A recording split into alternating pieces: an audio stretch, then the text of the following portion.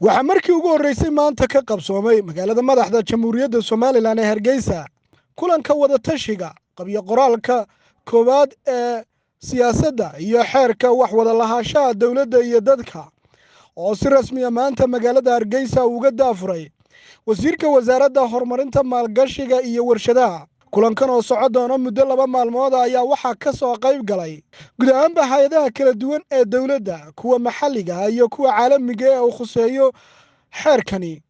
oo dawladda caalamiga ka socday iyo sidoo kale saaxiibada Somaliland ee dalalka dibadda, ganacsato bulshada qaybeega kala duwan oo dhammaantoodba xeerkan bogaadintiisa iyo soo bandhigidiisa wasiirka wasaaraddaasi si weyn ugu amaanay. ugu horreyn haddaba agaasimaha guud ee wasaaradda horumarinta maalgashiga iyo warshadaha Somaliland Maxamed Cumar Siciid ayaa faahfaahin ka bixiyay siyaasadda xeerka wax wada lahaanshaha dawladda iyo bulshada reer Somaliland, wuxuuna isagoo arrintaasi ka warramaya yidhi xeerka iyo siyaasadda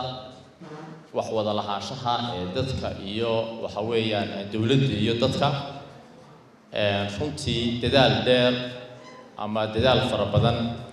ayay xukuumadda jamhuuriyadda Somaliland gelisay. dadaalka dheer ee la soo galiyay waxaad ka qiyaasi karnaa ama aynu tusaale u soo qaadan karnaa hirgelinta in ay hirgasho siyaasadani iyo xeerkani runtii waxaad ogaataa waxa lagu daray oo uu ku jiray qorshihii heer qaran ee NDP2 ayuu ku jiray in la hirgeliyo siyaasadda wax wada lahaanshaha dawladda iyo dadka si loo horumariyo oo kor loogu qaado maalgashiga dalka si hor loogu mariyo. sidaas oo kale xubno ka mid ah marti sharaftii ka soo qayb gashay ayaa sheegay inuu xeer muhiim yahay siyaasaddan wax wada lahaanshaha ee maanta uu daafuray wasiirka wasaaraddaasi. waa laga yaabaa habraaca iyo methodology-ga wax lagu daweynayo inaan nooga aqoon badan tihiin oo muddo fara badan baa dawlad soo ahaydeen annaguna dawlad curdin aanu nahay, laakiin xanuunkana haystay iyo halka wax ka bannaan yihiin iyo sida loo daweynayo annaga idinka og, annaga idinka damqasho badan. waa weelkaanu soo tollay waxaa la yidhahdaa Somaliland Development Fund, annaga ana garanayna halka lagu daweynayo idinku xoolaha ku ridaa, xitaa haddaan idinku aaminaynin nala maamula, laakiin xoolaha ku ridoo noo daayinaan anagu garanno halka xanuunku naga hayo. dhankooga hogaankii kala duwanaa ee dawladda oo isugu jira wasiirro agaasimayaal ayaa ugu horreyn halkaasi waxaa ka hadlay agaasimaha guud ee wasaaradda gaadiidka iyo sidoo kale wasiir ku-xigeenka wasaaradda ganacsiga, wasiirka howlaha guud dhulka iyo guryeynta, wasiirka wasaaradda horumarinta maaliyadda oo dhammaantoodba sheegay inay iyagu bogaadinayaan xeerkana uu ahaa mid dalka iyo dadkaba u dana oo u saamaxaya inay iyagu dalkan maal gashani karaan. wax kastaba mar bay bilaabmaan, waa shay amba waa qorshe maanta muhiim u ah waan isleeyahay wuxuu wax ka bedeli doonaa nolosheena, sababtoo waxaad ogtiin kaabayaashu waa qayb ka mid ah dhaqaalaha. marka waxaan idinku booranayaa dadka doonaya inay public partnership-ka ay galaan in la soo wado xeerkii isaguna insurance ahaa wax wada lahaanshaha ama tarabalbiga oo runtii xeer iyo siyaasad aad loogu baahnaa baahi badan iyo caqabad badan runtii loo qabay hadday tahay xagga horumarka dhaqaalaha iyo maalgashiga iyo hawlaha in runtii la xidhiidha korinta dhaqaalaha oo dhan. runtii waxaan doonayaa inaan bogaadiyo wasiirka iyo tiimkiisa runtii ahmiyadda xeerkan iyo siyaasaddan leeyihiin oo aad u ballaaran runtii inay ka dhigaan wada tashi oo ay stakeholderska oo dhan runtii u yeedhaan. sirta ka dambaysa dadka iyo dawladda dhinac wada yeeshaan waxa weeyaan heshiisyada noocan ah ee public private partnership-ka waxay xoojinayaan kalsoonida iyo wax wada lahaanshaha markaa bulshada iyo dawladda. waxaa markaa dhici doonta markaa in marka shirkad la asaaso ama adeeg la bixinayo wada leeyihiin dawladda iyo bulshadu in adeegaasi uu ka hormaro markaa adeegyadana kala imika jira. waxay dawladdu keli u leedahay ama gooni u leedahay ama private sector-ku gooni u leeyahay waxaa ka dhiman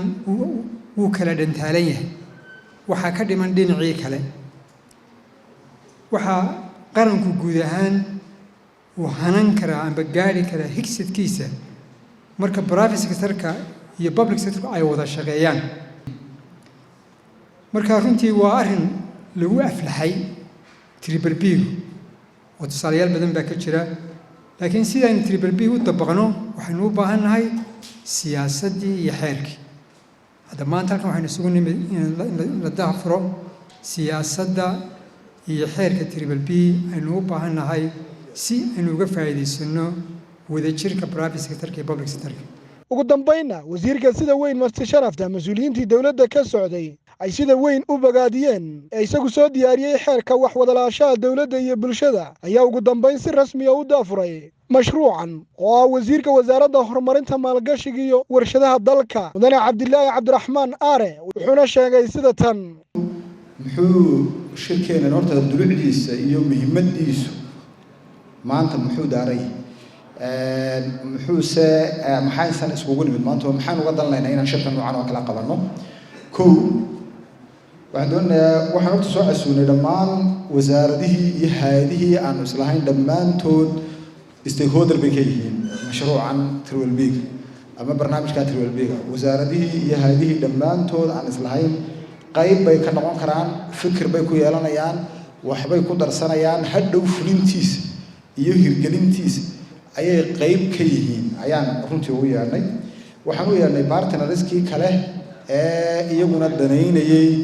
ama daneeyayaasha guud ahaa ee ka qayb qaadanayay barnaamijka triple B-ga iyo xeerka iyo siyaasadda triple B-ga labadaba marka taasa horta ay tahay shirkeena dulucdiisu marka maanta waxaan doonayaa wixii arrimaha siyaasadda triple B-ga ah iyo siyaasadda dadka iyo dawladda si ay wax wada yeelan lahaayeen in aan falanqayno insha Allah taala oo rogrogno berritana hadii rabbi idmo aan xeerkii markaa isagana falanqayno وهوري أحمد هوري هون كيبل تيفي هرجيزة كفرحي إهلكاga asxaabtaada iyo qaraabadaada oo la soo deg abka dahabshiil si aad si fudud lacag ugu dirto marka aad la soo degto applicationka dahabshiil ee aad lacag ka dirayso isticmaal koodka khidmad la'aanta ee Tree Free oo kuu sahlaya in 3 jeer ugu horeeya ee aad lacag dirayso aan wax khidmad ah laga qaadin dahabshiil hawl fudaydiyahaaga maaliyadeed